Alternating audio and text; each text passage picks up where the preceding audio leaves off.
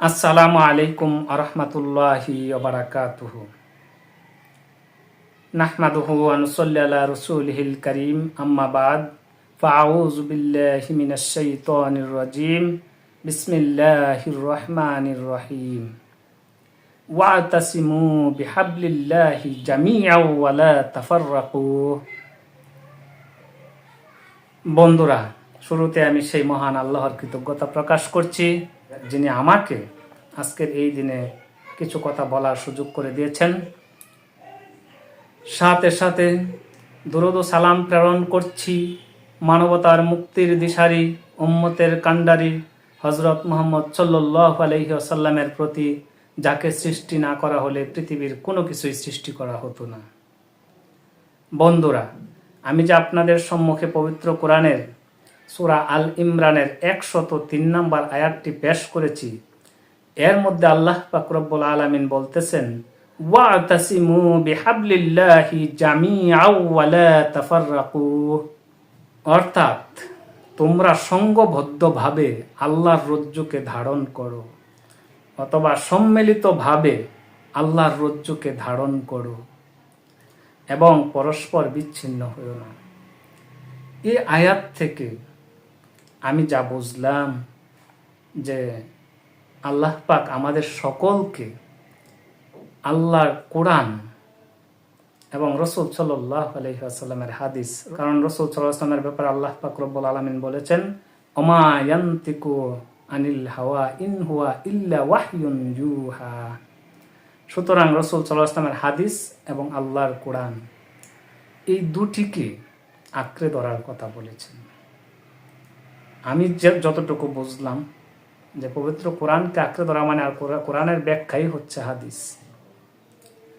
তাহলে আমাদেরকে আঁকড়ে ধরতে হবে কোরআন এবং সুন্নাহ, কারণ রাসূল সাল্লাল্লাহু আলাইহি ওয়াসাল্লাম বিদায় হজ্জের ভাষণে বলেছেন যে তোমরা ততক্ষণ পথভ্রষ্ট হবে না যতক্ষণ তোমরা এই কোরআন এবং সুন্নাহকে আঁকড়ে ধরবে।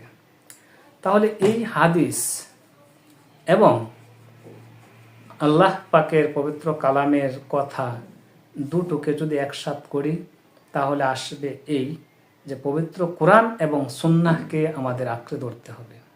যাই হোক বন্ধুরা, আমরা দেখা গেছে আজ কেউ আওয়ামী লীগ, কেউ বিএনপি, কেউ জাতীয় পার্টি, কেউ জাসদ বাসদ, মানে আরও অনেক দলে বিভক্ত আছি। আলেম ওলামাদের মধ্যেও মাশাআল্লাহ অনেকগুলো দল। বন্ধুরা, আমার কেবলমাত্র আহ্বান আপনাদের প্রতি, আমরা অনেক আলেমের বিরুদ্ধে কাদা ছোড়াছুরি করি, এসব বন্ধ করুন। কারণ এসব করতে করতে আজ দেশটাকে রসাতলে নিয়ে গেছেন, যেখানে আজকে সব আলেম যদি একত্র থাকতো, তাহলে অন্য কোনো দলই বাংলাদেশে থাকার কথা না। অন্য দলের সৃষ্টি তো আমরা আলেমরাই করে থাকি, কারণ আমি আরেকজনের মতের সাথে মিলিয়ে চলতে পারি না, আরেকজন আমার মতের সাথে মিলিয়ে চলতে পারে না।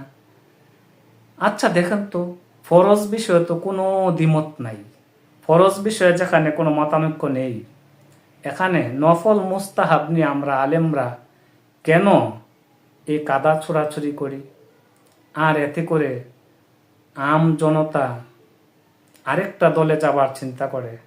কারণ দেখে আলেমদের মধ্যে এক আলেম বলে এইভাবে, আরেক আলেম বলে ওইভাবে, যার কারণে আম জনতা চিন্তা করে আমরা আর আলেমদের সাথেই নাই।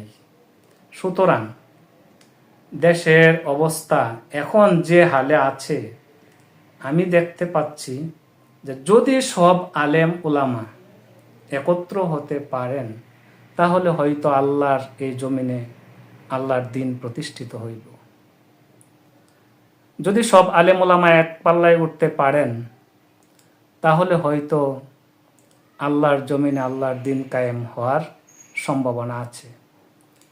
কিন্তু তা না করে যদি আমরা একজন আরেকজনের বিরুদ্ধে কাদা ছোড়াছুরি করি, তাহলে বাংলাদেশে আগের যে অশান্তি, সে অশান্তি থেকে যাবে। সুতরাং এই কাজটা কে করে দেবে? এই যে সব আলেম ওলামারা এক হতে হবে, এই কাজটা কে করে দেবে? এই কাজ তো আল্লাহ স্বয়ং করে দেবেন না। কারণ আল্লাহ পাক পবিত্র কোরআনে বলেছেন, ইন্নাল্লাহা লা ইউগাইয়িরু মা বিকওমিন হাত্তা ইউগাইয়িরু মা বিআনফুসিহিম।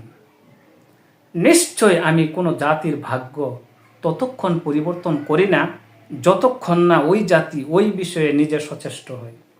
সুতরাং আমরা যারা আলেম ওলামা আছি সবাই আমরা সম্মিলিতভাবে আল্লাহর রজ্জুকে ধারণ করতাম।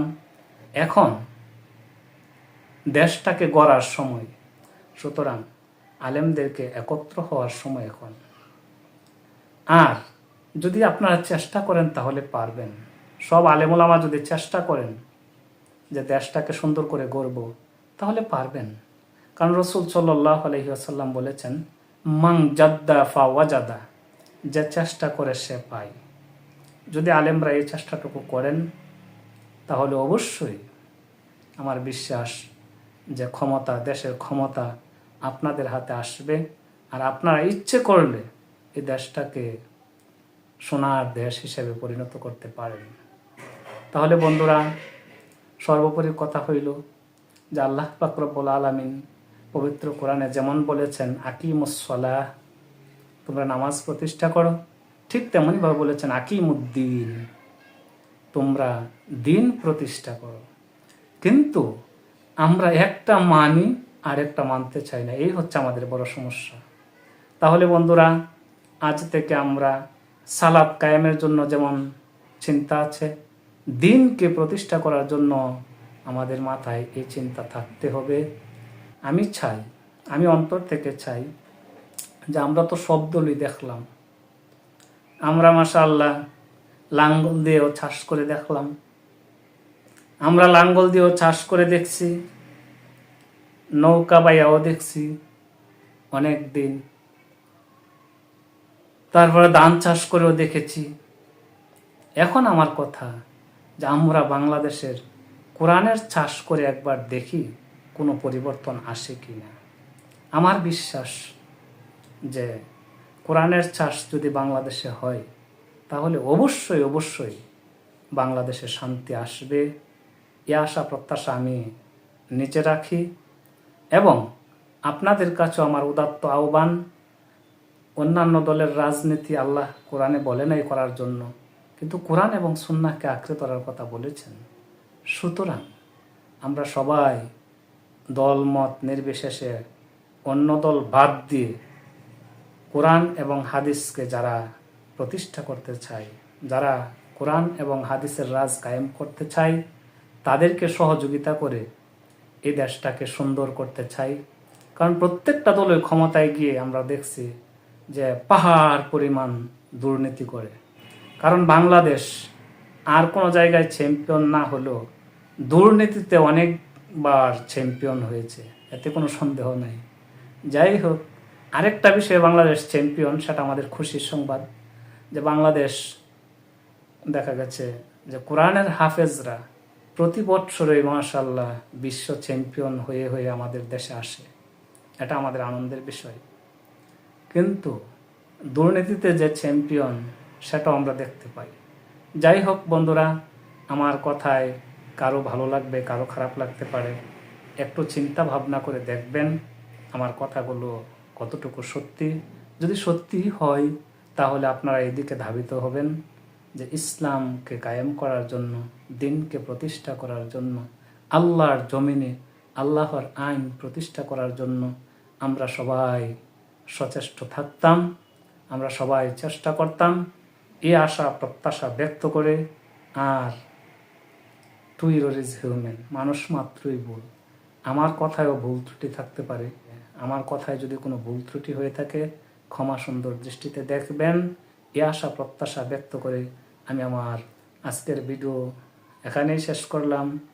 বাল্লিগু আন্নি ওয়ালাউ আয়া। আসসালামু আলাইকুম ওয়া রাহমাতুল্লাহি ওয়া বারাকাতুহু।